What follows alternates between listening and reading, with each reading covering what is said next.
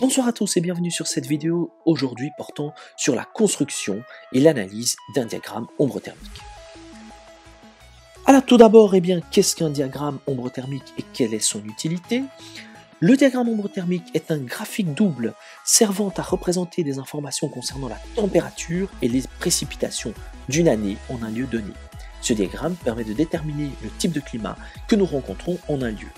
Vous avez ici un petit exemple de diagramme, dans ce cas-ci, pour les températures et les précipitations à Athènes. Et alors, mais comment construire le diagramme ombre thermique? Pour construire le diagramme, nous devons travailler sur base de données climatiques. Voici donc un tableau de données climatiques pour Bruxelles en 2012. Et nous avons là, pour la première ligne, les différents mois de l'année, la deuxième ligne, les températures en degrés Celsius, et la troisième ligne, les précipitations en millimètres. Si vous observez, au mois de janvier, la température moyenne était de 2,2 degrés et les précipitations totales pour le mois de janvier étaient de 73 mm. Voici donc le sens de lecture de ce tableau. Première chose à réaliser pour construire le diagramme ombre thermique, tracer un axe horizontal de 12 cm dans le bas de votre page. Chaque mois devra être représenté par 1 cm. On inscrit l'initiale du mois au milieu de l'espace dédié à ce mois. Donc vous n'écrivez pas sur la graduation, mais bien au milieu du mois.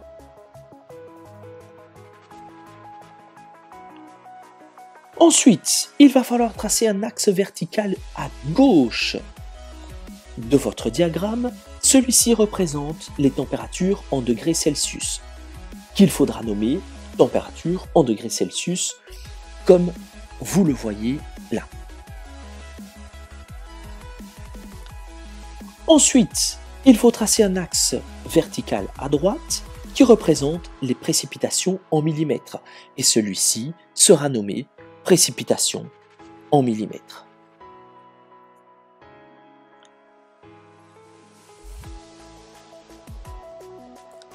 Bien évidemment, la longueur de ces axes verticaux doit être calculée en fonction des données à noter, données que nous retrouvons sur le tableau que nous avions vu précédemment.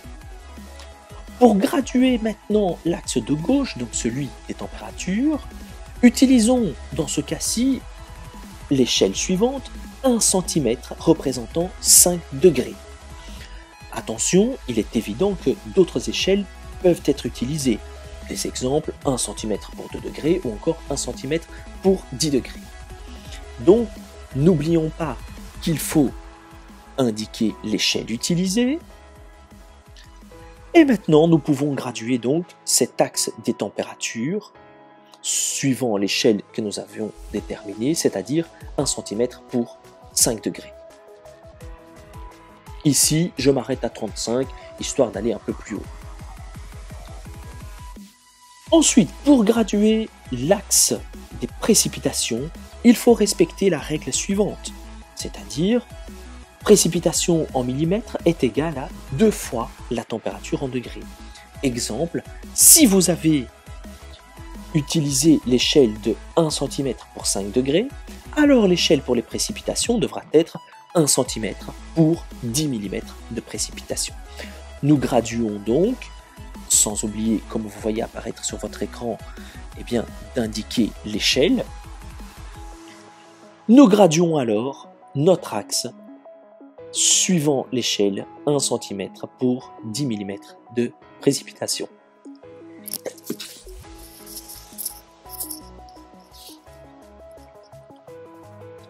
Je m'arrête ici à 100 mm de précipitation et faites bien attention parce que si les précipitations en millimètres dépassent les 100 mm, alors on procède à un changement d'échelle et à partir de 100 mm de précipitation, on passe à 1 cm pour 100 mm de précipitation. Maintenant que notre diagramme, en tout cas sa structure, est constitué, eh bien nous pouvons le compléter. Commençons par les températures. Pour compléter les données de température, on place un point rouge au milieu de chaque mois et ce point rouge représentera la valeur de la température du mois.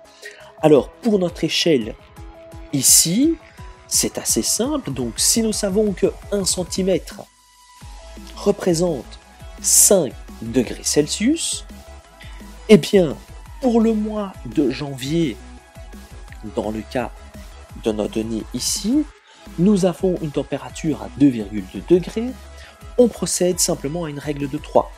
Si 1 cm représente 5 degrés, eh bien on va déterminer combien de centimètres seront représentés par 2,2 degrés. Et là, on procède à une petite règle de 3. Si nous savons que 1 cm représente 5 degrés Celsius, mais si vous regardez dans votre tableau, nous cherchons, pour le mois de janvier par exemple, 2,2 degrés. Alors comment faire? Eh bien, dans notre règle de 3, nous faisons une petite division, donc pour avoir la valeur en centimètres que représente 1 degré, on divise donc par 5 d'un côté, nous redivisons par 5 de l'autre, nous obtenons alors 0,2 cm représentant alors 1 degré. Ensuite, nous cherchons 2,2 degrés, donc nous multiplions par 2,2 et nous faisons la même chose de l'autre côté. Et donc, nous obtenons 0,4 cm qui représente alors 2,2 degrés. Et donc, nous plaçons alors à chaque fois notre point au milieu du mois correspondant. Vous allez avoir pour ce diagramme, eh bien, quelque chose qui ressemble à ceci. Une fois que vous avez placé tous vos points, eh bien vous reliez en rouge les différents points à main levée. Voilà donc votre courbe des températures. Ensuite, nous complétons le diagramme avec les données de précipitation, dont la base mesurera 1 cm, c'est-à-dire mesurera l'espace correspondant au mois, et la hauteur montrera la valeur des précipitations du mois. Exemple, pour le mois de janvier, eh bien nous sommes à 73 mm de précipitation. Vous tracez donc un bâtonnet de 1 cm de largeur, et dans ce cas-ci, en sachant que l'échelle est de 1 cm représentant 10 mm de précipitation, eh bien à 7,3 cm, vous tracez votre bâtonnet. Vous faites la même chose pour les différents mois.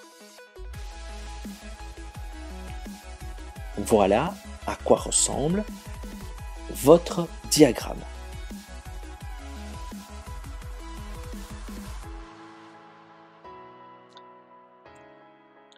Une fois que vous avez votre courbe des températures et vos bâtonnets, eh bien, nous pouvons utiliser un code de couleur. Ce code de couleur est le suivant.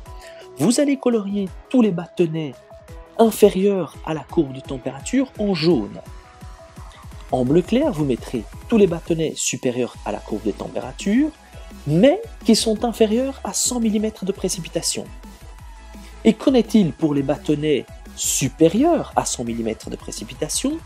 Eh bien, vous allez colorier en bleu clair toute la partie inférieure à 100 mm de précipitation, et puis la partie qui dépasse les 100 mm de précipitation, vous mettrez en bleu foncé. Dans notre cas, eh bien, aucun bâtonnet ne dépasse les 100 mm de précipitation, donc vous avez un diagramme ombre thermique qui ressemble à ceci. Et pour finir, n'oublions pas le titre, dans notre cas, diagramme ombre thermique de Bruxelles, avec les coordonnées géographiques, la station climatique où ont été prélevées les différentes données, l'altitude et l'année pour laquelle les différentes données ont été prélevées.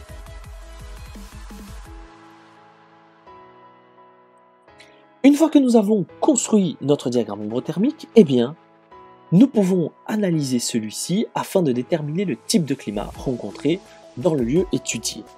Et pour déterminer le type de climat, nous travaillons sur base de 3 données. La température moyenne annuelle, c'est-à-dire l'addition de toutes les températures de l'année divisé par 12, les précipitations totales annuelles, qui est l'addition de toutes les données de précipitation, et l'amplitude thermique, c'est-à-dire la différence entre la température la plus élevée et la température la plus basse. Alors pour l'exemple de Bruxelles, la température moyenne annuelle est de 9,9 degrés. En ce qui concerne les précipitations totales annuelles, nous sommes à 785 mm de précipitations, et pour l'amplitude thermique, nous sommes à 15,3 degrés. En effet, nous avons pris la température la plus élevée que nous rencontrons en juillet, 17,5 degrés, et la température la moins élevée, celle de janvier, qui est de 2,2 degrés. Et donc, en faisant la différence entre les deux, nous obtenons 15,3 degrés d'amplitude thermique. Une fois que nous avons les différentes données obtenues, c'est-à-dire les données de température moyenne annuelle, les données concernant l'amplitude thermique et les données de précipitation totale annuelle, nous pouvons alors déterminer le type de climat rencontré. Regardons alors la colonne des températures moyennes annuelles. Nous avons différentes tranches. Nous avons donc des lieux qui rencontrent moins de 0 degré de température moyenne annuelle, entre 0 à 15, entre 15 à 20 et plus que 20. Bruxelles se trouve dans cette tranche 0 à 15, vu que Bruxelles a rencontré en 2012 une température moyenne annuelle de 9,9 degrés. Ensuite, regardons la colonne de l'amplitude thermique. Nous sommes dans cette zone où nous sommes contraints de rester, c'est-à-dire entre l'amplitude thermique inférieure à 20 degrés ou une amplitude thermique supérieure à 20 degrés. Pour Bruxelles, souvenez-vous, nous avions 17,3 degrés d'amplitude thermique, donc nous nous trouvons ici. Regardez le cheminement, d'ici nous passons à cette ligne-là, et une fois sur cette ligne-ci, nous n'avons plus le choix. Donc pour les précipitations totales annuelles, nous sommes dans un total annuel supérieur à 500 mm de précipitations. Souvenez-vous, Bruxelles rencontrait, pour l'année 2012, 785 mm de précipitations, donc nous sommes bien dans cette zone-ci. Et alors, nous passons à la ligne suivante et nous obtenons alors le type de climat rencontré. Bruxelles rencontre un climat océanique tempéré. Voilà, un grand merci pour votre attention et à bientôt.